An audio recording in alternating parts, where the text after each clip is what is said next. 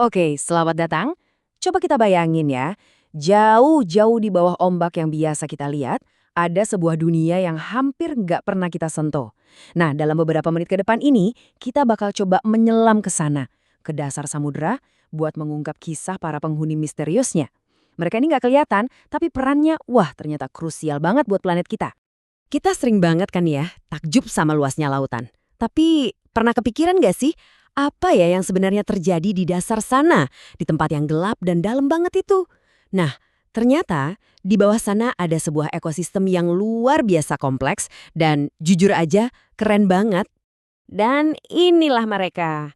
Coba deh lihat betapa luar biasanya keragaman mereka ini. Ada yang warnanya cerah banget, ada juga yang jago banget kamuflase, nyamar sama lingkungannya. Kenalan dulu yuk. Ini dia tokoh utama cerita kita, ikan demersal. Oke, kita mulai dari yang paling dasar dulu ya.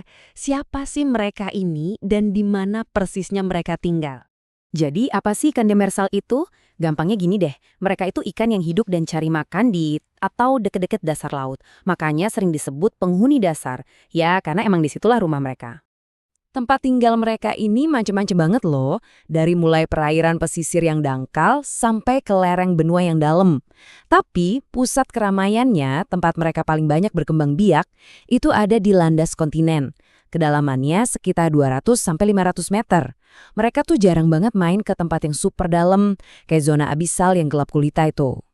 Nah, kita udah tahu nih di mana mereka tinggal. Sekarang, yuk kita kenalan lebih dekat sama jenis-jenis dan gaya hidup mereka yang unik.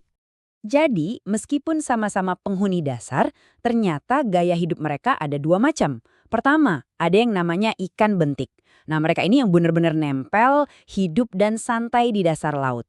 Terus yang kedua, ada ikan bentopelagis. Mereka ini lebih suka ngambang dikit, berenang bebas di atas dasar laut. Tapi ya gitu nggak pernah jauh-jauh dari rumahnya. Dan saya yakin banyak dari kita yang udah nggak asing sama beberapa dari mereka. Coba sebutin deh, kakap merah, kerapu. Nah, itu semua adalah contoh ikan demersal.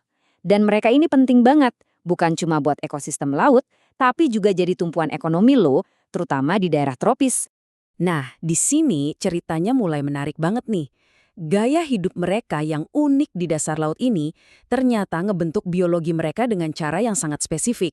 Tapi, ironisnya, hal itu juga yang jadi kelemahan terbesar mereka. Coba bayangin deh, hidup mereka tuh kayaknya santai banget. Pertumbuhannya lebih lambat dibanding ikan lain. Mereka juga tipe anak rumahan, nggak suka migrasi jauh-jauh.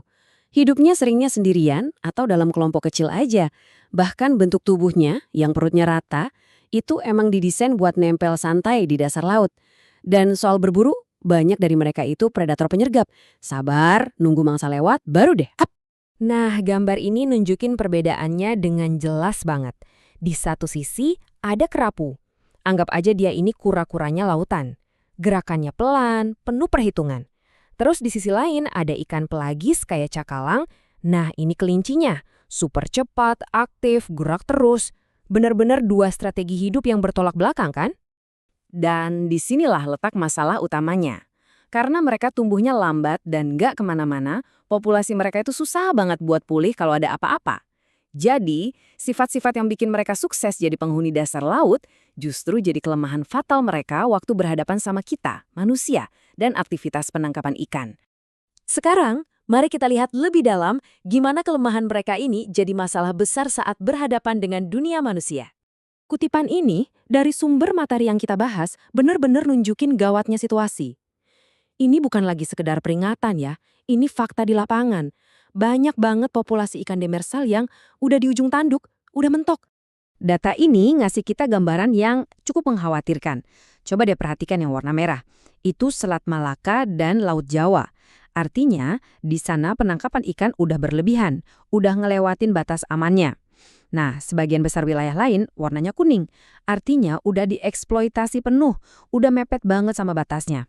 Angka eksploitasi E lebih dari atau sama dengan 1, ini artinya apa sih? Gampangnya, kita ngambil ikan lebih cepat dari kemampuan mereka buat berkembang biak. Ibaratnya, lebih besar pasak daripada tiang. Dan kalau kita lihat, Laut Jawa atau WPP 712 itu tekanannya paling tinggi se-Indonesia, paling parah. Dan yang bikin makin khawatir, masalah ini tuh nggak berhenti di situ aja. Situasinya ternyata makin parah dari waktu ke waktu. Jumlah zona merah alias zona tangkap berlebih ini malah nambah antara tahun 2017 sampai 2022. Ini tren yang sangat-sangat berbahaya. Oke, mungkin ada yang bertanya, terus kenapa? Kenapa kita harus peduli sama nasib ikan yang jarang kita lihat ini?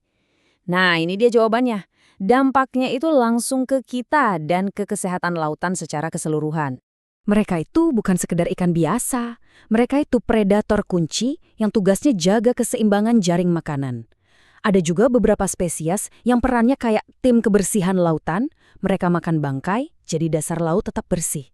Dan jangan lupa, secara ekonomi, ikan-ikan ini adalah tulang punggung bagi banyak banget komunitas nelayan di pesisir. Jadi, intinya begini. Kesehatan para penghuni dasar ini itu adalah cerminan langsung dari kesehatan lautan kita secara keseluruhan. Kalau mereka sakit, itu artinya seluruh ekosistem laut juga sedang nggak baik-baik aja. Mereka ini ibarat barometer kesehatan samudra.